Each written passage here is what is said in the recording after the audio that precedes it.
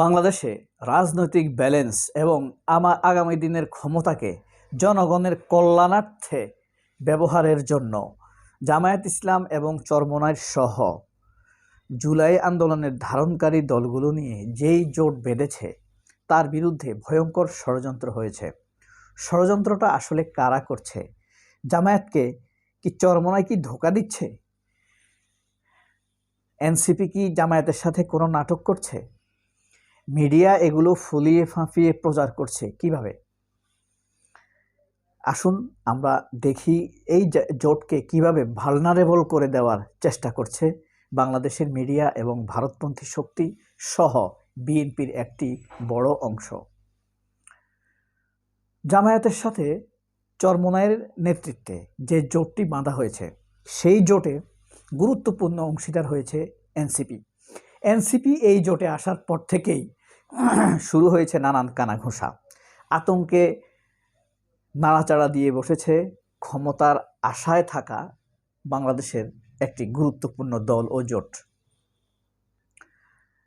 তাই এই জোটকে যেন শক্তিশালী না হতে দেয়া হয়, না হতে পারে, শক্তিশালী না হতে পারে, মানুষের নির্ভরতার জায়গা না হতে পারে, সেজন্য নানানভাবে এটাকে খেলো করে দেওয়ার চেষ্টা করছে, ভালনারেবল করে দেওয়ার চেষ্টা করছে, অনির্ভরশীল ভঙ্গুর করে দেওয়ার চেষ্টা করছে। কিভাবে? প্রথমত বলছে এনসিপিতে মতনৈক্য। এনসিপি একদম ফেলে দেওয়ার মতো দল না, খুব শক্তিশালী দল আমি বলতে পারি। বিএনপি, জামাত এরপরেই হাইপের দিক দিয়ে আপনি এনসিপিকে ধরতে পারেন, এবং কিছু কিছু ক্ষেত্রে প্রথম এদেরও আগে। হয়তোবা তারা জোটের পরীক্ষায়, ভোটের পরীক্ষায় এখন উত্তীর্ণ হয় নাই বিধায় বলা যাচ্ছে না তারা কত পার্সেন্ট ভোট পাবে। যদিও জরিপে দেখা গেছে কিছু জরিপে 8%, কিছু জরিপে 4%, কোনো জরিপে 2% দেখানো হয়েছে। 2%ও যদি আপনি ধরেন তাও কিন্তু চরমোনার চাইতে বেশি। সুতরাং এনসিপিকে ফেলে দেওয়া যাবে না। দ্বিতীয় বিষয় হলো এনসিপি থেকে 30 জন অনৈক্য দেখাইছে এই জোটে যাওয়ার ক্ষেত্রে, অথচ আরও হাজার হাজার নেতাকর্মী এই জোটের পক্ষে আছে। তারা 30 জনকে এমনভাবে দেখানো হচ্ছে যে এনসিপি শেষ, এমনভাবে প্রচার করছে যে এনসিপির একটি অংশ জোটের সাথে গিয়েছে, অথচ অধিকাংশই রাজি। মাত্র 30 জন এই জোটে যাইতে দ্বিমত প্রকাশ করছে। দ্বিমত প্রকাশ করা তো তাদের গণতান্ত্রিক অধিকার, করতেই পারে। কেন পরে তাদের এটা সৎ উদ্দেশ্য না অসৎ উদ্দেশ্য সেটা তো হইল পরে। এইভাবে মিডিয়া এখন প্রচার করছে। আপনি ভাববেন যে না, এনসিপি মনে হয় থাকবে না শেষ পর্যন্ত। আবার চরমোনাইয়ের সাথে যে জোট হয়েছে, চরমোনাই তারা বলছে 143টি আসনে তাদের এ গ্রেড। এ গ্রেড মানে কি? ধরেন কুমিল্লা 10 আসন বা 11 আসন, এই চরমোনাই বলতেছে এ গ্রেড। তো এ গ্রেড যদি আপনি নিতে হয় তাহলে সেই আসনটা চরমোনাইকে ছেড়ে দিতে হবে। তাহলে এই গ্রেডের প্রমাণ কি? যে সেখানে 10টি ইউনিয়ন আছে, সেখানে 4 জন চেয়ারম্যান অলরেডি চরমোনাইয়ের আছে, মেম্বার আছে প্রায় 40 জন, 6 নং 10 নং 6 9 10 90টা তো মেম্বার আছে, তার মধ্যে 40টা মেম্বার আছে তাদের। এটা হইল এ গ্রেড। তার কিছুদিন আগে তাদের উপজেলা চেয়ারম্যান হয়েছে ওই আসনে, তাহলে অনেক জনসমর্থন আছে, এটাকে এ গ্রেড মোটামুটি বলা যায়। অথচ জামায়াত সেখানে এমপি হয়েছে, উপজেলা চেয়ারম্যান হয়েছে, জামাতের 2 জন চেয়ারম্যান ছিল কিছুদিন আগেও, এখনো আছে, বাতিল করা হয়েছে কিনা জানি না, মেম্বার আছে তো তাদের অনেক। তাহলে জামাতের জন্য সেটা এ গ্রেড না, চরমোনাইয়ের জন্য এ গ্রেড। এই চরমোনাই যে এই কথাটা বলছে, এটা রাজনৈতিক কারণে বলতে পারে, রেটরিক কারণে বলতে পারে, জোটের সাথে জোটের খেলা হয় সেটা বলতে পারে, যেন এটা না দিলেও ওইটা দিয়ে দেয়। এটাকে প্রচার করছে যে চরমোনাইয়ের সাথে জোট থাকছে না।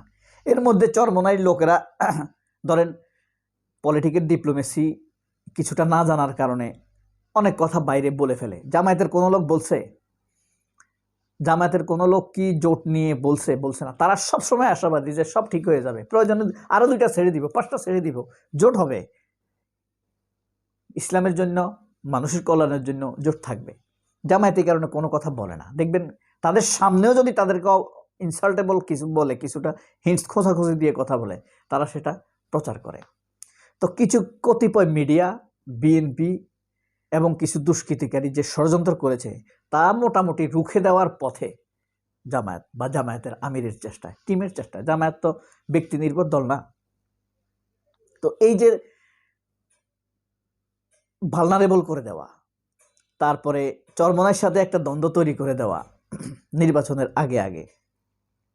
এখন কথা হলো, দেখেন চরমোনাই কোন কোন জায়গায় চরমোনাই যখন একা ইলেকশন করছে তখনও তো এত আসনে ইলেকশন করে নাই, তারা 100 আসনের বেশি ইলেকশন করে নাই। এখন তারা 143টা চাইবে। মিডিয়া যে এটা প্রচার করছে এটা অযৌক্তিক না? আপনার কাছে কি মনে হয়? তারা যখন স্বাধীনভাবে ইলেকশন করছে এককভাবে, তখন 300 আসনে করছে? করে নাই। আমার জানা মতে 94টি আসনে তারা করেছিল, একবার 86টা করেছিল, একবার 94টা করেছিল, 100টা আমার জানা মতে করে নাই। তাহলে এখন 143টা, 150টা, 200টা চাওয়া তারা চাইতেছে, মিডিয়া যেটা প্রচার করতেছে এটা কি যৌক্তিক? তারা যদি চেয়ে চায় সেটাও যৌক্তিক না, মিডিয়া যদি প্রচার করে সেটাও যৌক্তিক না। মিডিয়ার মাধ্যমে মানুষ ক্রমান্বয়ে স্বচ্ছতার দিকে যাবে, কিন্তু মিডিয়া মানুষকে আরো বিভ্রান্তির দিকে ঠেলে যায়। আসলে কি মানুষের মনে যখন প্রশ্ন জাগবে আসলে ব্যাপারটা কি, তখন মিডিয়া সেটাকে পরিষ্কার করবে। এটা হলো মিডিয়ার দায়িত্ব। আর মিডিয়া যখন রাজনীতি করে, তখন মানুষ যখন নিশ্চিত থাকে, তখন মানুষের মনকে নাড়িয়ে দেয়, ভালনারেবল করে দেয়, আরো হাস্যকর করে দেওয়ার চেষ্টা করে। এটা মিডিয়া আমাদের এখন সেই কাজ করছে। মিডিয়ার ভিতরে তো ভারত, আওয়ামী লীগ, এখন বিএনপির খোঁচা, হ্যাঁ এটা একটা আছেই। আর এই জোটটি তো এখন বিএনপি ক্ষমতা যাওয়ার ক্ষেত্রে প্রধান বাধা কি? তাদের স্বপ্নকে রীতিমতো ধূসর করে দিয়েছে। তো এই ষড়যন্ত্র টিকবে না। জোট হবে, জোটের মধ্যে ইলেকশন হবে এবং তারা খুব ভালো করবে, খুবই ভালো করবে। এখানে সন্দেহের কোনো অবকাশ নাই। চরমোনাইয়েরও ভোট বেড়েছে, এনসিপির ভোট, তাজা ভোট তো রয়েছেই। ওই প্রথম আলো বা ভারতের জরিপ 1% 2% দেখাই লাভ আছে। তারা বলতেছে এনসিপি 7টা পাবে, এনসিপি এই 30টার মধ্যে 15টা আসন পাবে, কমপক্ষে 20টা পাইতে পারে। এই জোট 130-এর উপরে আসন পাবে। হ্যাঁ, বিএনপি ক্ষমতায় যেতে পারবে না, এটা আপনি ক্যালেন্ডারিং করে রাখতে পারেন, ক্যালেন্ডার মার্কিং করে রাখতে পারবেন। হ্যাঁ, স্বচ্ছ ইলেকশন হবে, স্বচ্ছ ইলেকশন না হলে ইলেকশন বন্ধ হবে, স্থগিত হবে। আর স্বচ্ছ ইলেকশন হলে এই জোট মানুষের স্বপ্ন নিয়ে সামনে এগোবে। কোনো ভারত কিছু করতে পারবে না। আমরা ভারতের দালালি করব না, প্রয়োজনে আমেরিকার দালালি করব। কিসের ফকিরের দালালি করার দরকার আছে? ফকিরের পিছে ঘুরার দরকার আছে? ফকিরের এখন বেকারত্ব সমস্যা, অর্থনৈতিক সমস্যা, পায়খানার সমস্যা, টয়লেটের সমস্যা, তাদের দালালি করার দরকার আছে? আমেরিকার কোন দরকার হলে কি এসব দালাল ফালালি করার দরকার আছে? সবাই অনেক ভালো থাকবেন। আল্লাহ হাফেজ। আসসালামু আলাইকুম।